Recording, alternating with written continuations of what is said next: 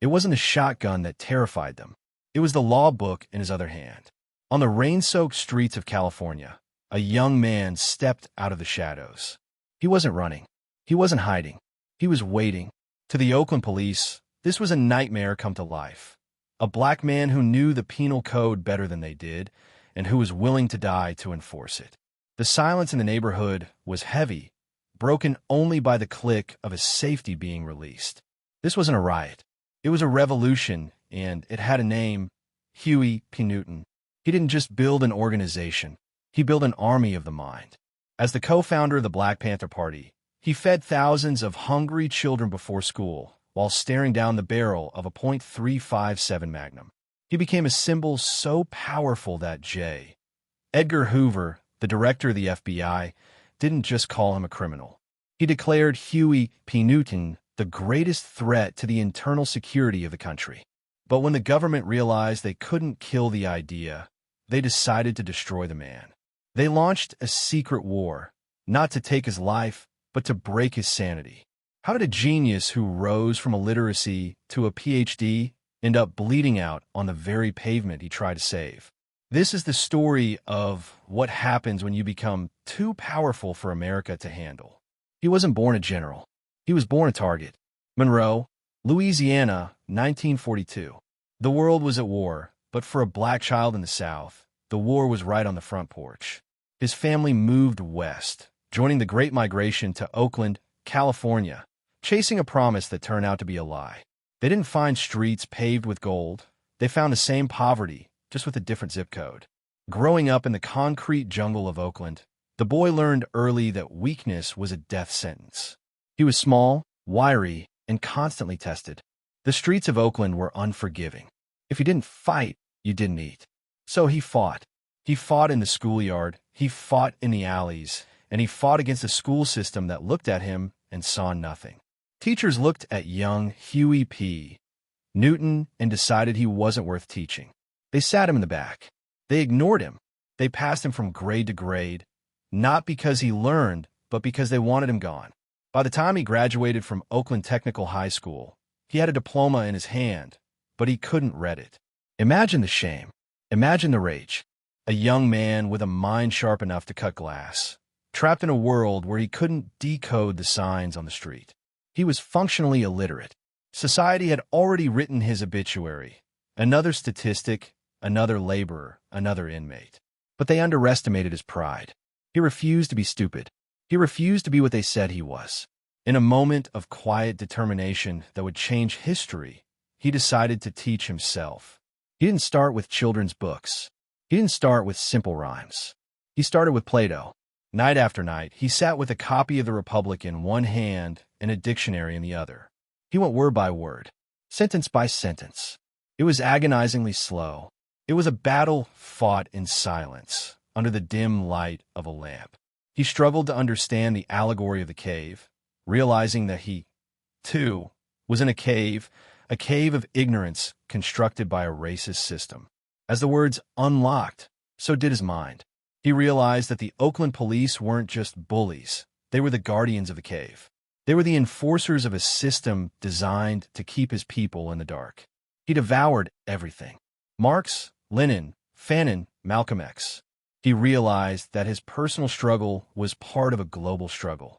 He wasn't just a poor kid from Oakland anymore. He was a student of the world. And then he met Bobby.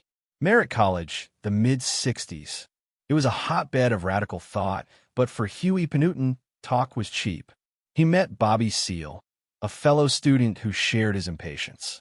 They watched the civil rights movement on TV, the dogs, the fire hoses, the nonviolent marchers getting beaten while singing "We Shall Overcome."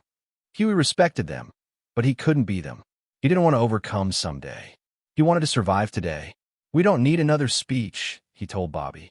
"We need a program." October 1966. In a small room in North Oakland, with a typewriter and a burning vision, they drafted the 10-point program. It wasn't a manifesto of hate. It was a cry for dignity. We want freedom. We want full employment. We want decent housing. We want an end to police brutality. They called themselves the Black Panther Party for self-defense. The panther, Huey explained, is a beautiful animal that never attacks. But if you back it into a corner, if you strike it, it will wipe you off the face of the earth. But a name wasn't enough. They needed action. Huey knew the law. He knew it better than the lawyers. He found a loophole in California law that allowed citizens to carry loaded weapons in public, as long as they were not concealed. This was his masterstroke. Imagine the scene. A police car pulls over a young black man in the ghetto. The officer steps out, hand on his holster, ready to intimidate. But then, a car pulls up behind him. 4 men in black leather jackets and berets step out. They're disciplined. They're silent. And they are armed. Shotguns pointing at the sky. .45s on their hips. The officer freezes. "What are you doing with those guns?" He barks, his voice trembling. Huey P. Newton steps forward, not with a weapon, but with a law book. He cites the penal code. He cites the amendment. He tells the officer, "We are observing you to ensure you do not violate this citizen's constitutional rights. We are standing at a legal distance. We are breaking no laws." It was a standoff between the past and the future. For the first time in the history of Oakland police, the power dynamic shifted. The hunter became the watched. The community saw this and couldn't believe their eyes. Who were these men? Who was this young leader who spoke like a professor and stood like a soldier? They weren't just protecting the neighborhood. They were policing the police. This was the spark. It wasn't just about guns. It was about reclaiming manhood. It was about looking the oppressor in the eye and not blinking. But Huey knew this game was dangerous. He knew that by embarrassing the Oakland police, he was painting a target on his back. He knew they wouldn't let him get away with it. "The revolution has come," he said. "It's time to pick up the gun."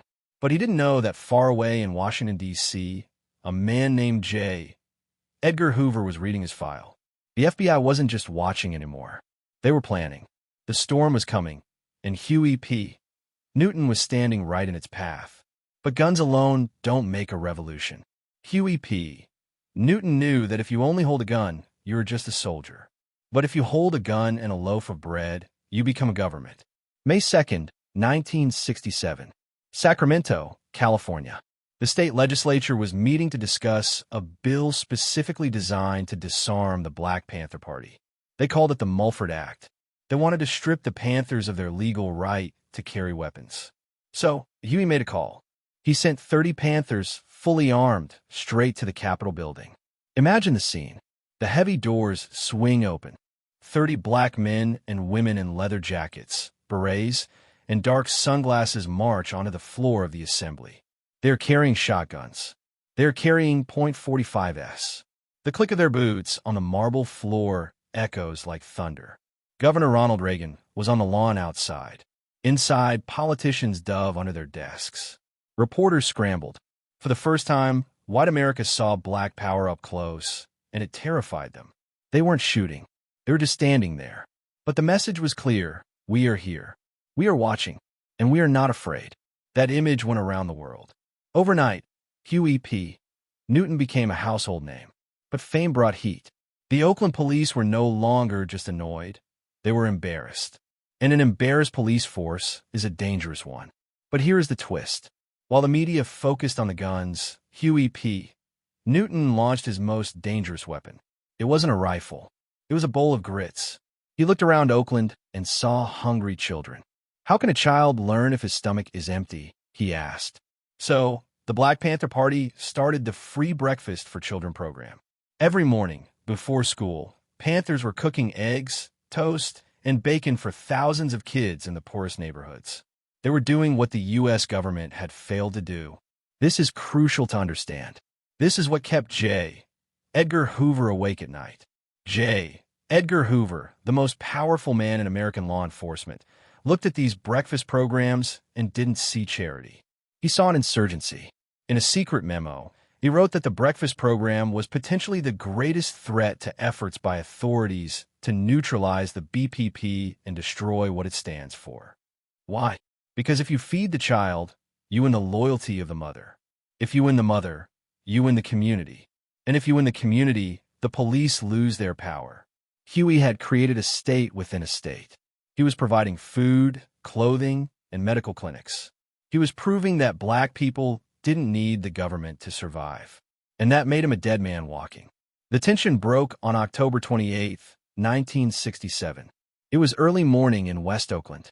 The fog was rolling in. A patrol car flashed its lights. Officer John Fry, of the Oakland Police, pulled over a vehicle. Inside was Huey P. Newton. What happened next is a blur of shouting, darkness, and gunpowder. Within minutes, radio calls screamed for backup. When the smoke cleared, Officer Fry was dead, bleeding out on the asphalt. Another officer was wounded. And Huey? He arrived at Kaiser Hospital with a bullet hole in his stomach. Police handcuffed him to the gurney. They spit on him. They beat him while he bled. They charged him with first-degree murder. They thought this was the end. They thought they had finally caged the Panther. They were wrong. They had just created a martyr. From his jail cell, Huey P. Newton became larger than life.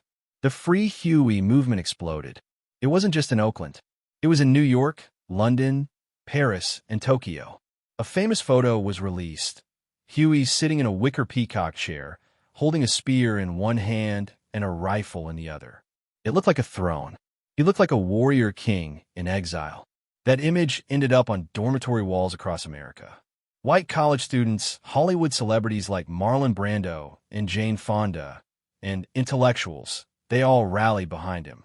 Free Huey became the chant of a generation. The Black Panther Party swelled from a local group to a national organization with thousands of members. They weren't just a gang anymore. They were the vanguard of the revolution.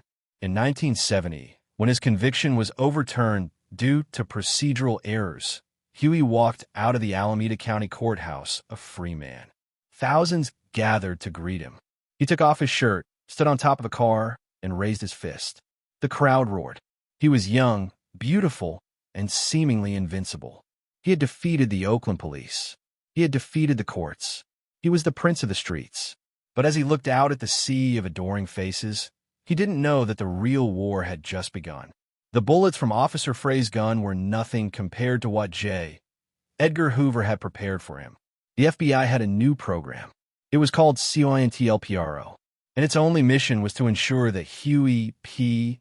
Newton would never sleep soundly again. They couldn't kill him in the streets, so they decided to kill him from the inside. The bullet that killed Huey P. Newton wasn't fired in 1989. It was fired years earlier in a quiet office in Washington, D.C. While the Black Panther Party was feeding children, Edgar Hoover was feeding paranoia. He didn't just want to arrest them. He wanted to neutralize them. He wanted to make them turn on each other.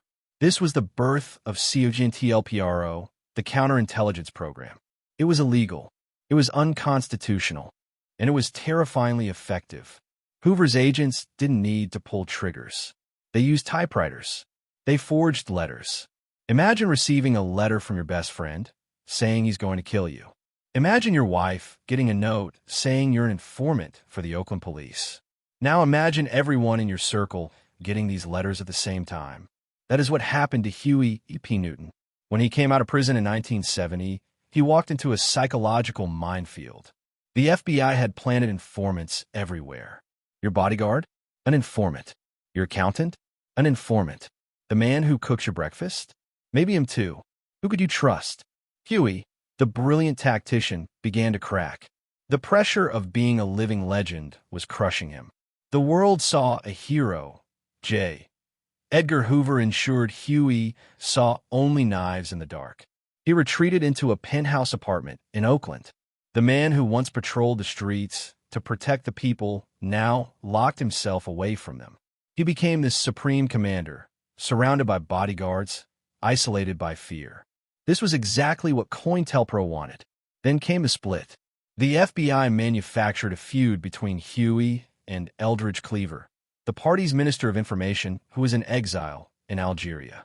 They sent fake letters back and forth, insulting each other's manhood, threatening each other's lives. It worked. The Black Panther Party, the most disciplined revolutionary organization in American history, tore itself apart. Members chose sides. Gunfights broke out between factions. The dream of black unity shattered into 1,000 pieces. And in the middle of the wreckage stood Huey P. Newton. But this wasn't the same Huey. The discipline was gone. In its place was something darker. To cope with the stress, the insomnia, and the constant threat of death, he turned to cocaine. The drug didn't just numb the pain, it fed the paranoia. Stories began to leak out of the penthouse. Stories of erratic behavior. Stories of beatings. The man who wrote about revolutionary love was now ruling through fear. He expelled loyal members. He alienated allies. The Oakland police watched with glee. They didn't have to destroy the Panthers anymore. Huey P. Newton was doing it for them. The government had achieved the impossible. They had taken a man who loved his people enough to die for them and twisted him until he feared the very people he fought to save. By the late 70s, the revolution was fading. The breakfast programs were closing. The schools were shutting down. And Huey? Huey was alone. The Free Huey chants had stopped. The posters were peeling off the walls. He was no longer a political prisoner. He was a prisoner of his own addiction. The most dangerous man in America had become a danger to himself. And when a king loses his crown, the wolves come out to play. By 1974, the walls were closing in, facing new charges of murder and assault, charges that many believed were fabricated by the Oakland police and the FBI. Huey P. Newton made a desperate choice. He didn't turn himself in. He didn't fight in court. He ran. He fled to Havana, Cuba. The island was a sanctuary for American revolutionaries, a place where Black Panther Party members were treated like diplomats. But for Huey, it wasn't a paradise. It was a cage. Imagine the man who once commanded thousands, now working in a cement factory, unrecognized and alone. He spent 3 years in exile. He studied, he wrote, but the fire was dimming. He watched from a distance as the movement he built back home began to crumble under the weight of COINTELPRO. The Black Panther Party was dying. The breakfast programs were running out of money. The schools were closing. The discipline that had terrified Edgar Hoover was replaced by infighting and chaos. When he finally returned to the United States in 1977 to face trial, the country had changed. The radical fervor of the 60s was gone, replaced by the disco beats and apathy of the 70s. The Free Huey rallies were smaller now. The young people who had once hung his poster on their walls had moved on. They had graduated, gotten jobs, and started families. The revolution was over, and they had left their general behind. Huey beat the charges in court again, but he couldn't beat the demons in his head. The brilliant scholar who had taught himself to read with Plato was now struggling to put sentences together. The drugs had taken their toll. He was seen wandering the streets of Oakland, not as a leader, but as a ghost. It was heartbreaking for the Black community. They watched their prince turn into a pauper. The man who had stood up to the entire U.S. government was now losing a battle against addiction. To the world, he was a tragic figure. In France, in Africa, in China, people still remembered the man in the wicker chair. They remembered the dignity. But in Oakland, the younger generation didn't know him as a hero. They saw him as just another OG from the neighborhood who talked too much about the old days. He tried to write. He earned a Ph.D. from the University of California, Santa Cruz, in 1980. His thesis was titled War Against the Panthers, a study of repression in America. It was brilliant. It proved, with academic rigor, how the FBI and COINTELPRO had systematically destroyed his organization. But nobody read it. The media wasn't interested in his intellect anymore. They were only interested in his fall. They painted him as a gangster, a thug, a relic of a violent past. They stripped him of his complexity. This is the tragedy of Huey P. Newton. America loves a rising star, but it loves a falling star even more. He had become a man out of time. He was a revolutionary without a revolution, a general without an army. And in the unforgiving streets of Oakland, a general without an army is just a target. The Oakland police still watched him, but they didn't fear him anymore. And that was the cruelest insult of all. The stage was set for the final act. Not in a blaze of glory, not in a shootout with the feds, but on a cold, dark street corner, betrayed by the very streets he gave his life to save. It ended on a sidewalk. August 22nd, 1989. West Oakland. The sun hadn't risen yet. The fog was still hugging the asphalt of the neighborhood Huey P. Newton once ruled. He wasn't surrounded by the FBI. There were no helicopters. There was no glory. Just 3 shots fired by a young drug dealer named Tyrone Robinson, a member of the Black guerrilla family. The man who had stared down the Oakland police with a loaded shotgun. The man who had outsmarted Jay. Edgar Hoover bled out on the concrete, killed by the very streets he had sacrificed his life to save. He was 47 years old. It was the tragic fulfillment of his own prophecy. Years earlier, he wrote a book titled Revolutionary Suicide.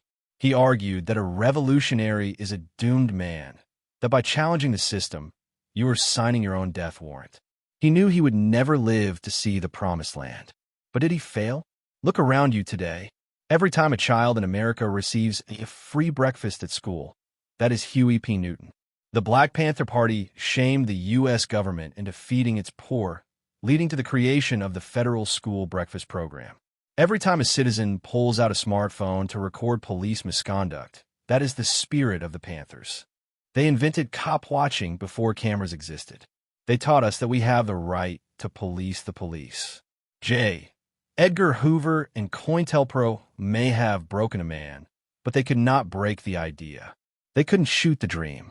Huey showed the world that power to the people wasn't just a slogan. It was a demand. He proved that you don't need permission to be free. You just need the courage to stand up, even if you were standing alone. His life was messy. His end was tragic. He was not a saint. He was a warrior with deep human flaws. But perhaps that makes his story even more powerful. It reminds us that heroes aren't statues made of marble. They are flesh and blood, capable of great brilliance and terrible darkness. Some stories end without closure, but dignity doesn't need applause. So, tonight, as we look back at the fire that burned in Oakland, let's ask ourselves, what would you do if you saw injustice? Would you turn away? Or would you, like the panther, stand your ground? Huey P. Newton is gone, but the panther? The panther never really sleeps. If this story moved you, or if it made you angry, don't keep it to yourself. Share this video. Let the world know the name they tried to erase. And tell me in the comments below, was Huey a hero who flew too close to the sun, or a victim of a system designed to destroy him? I read every single comment. Until next time, keep your eyes open.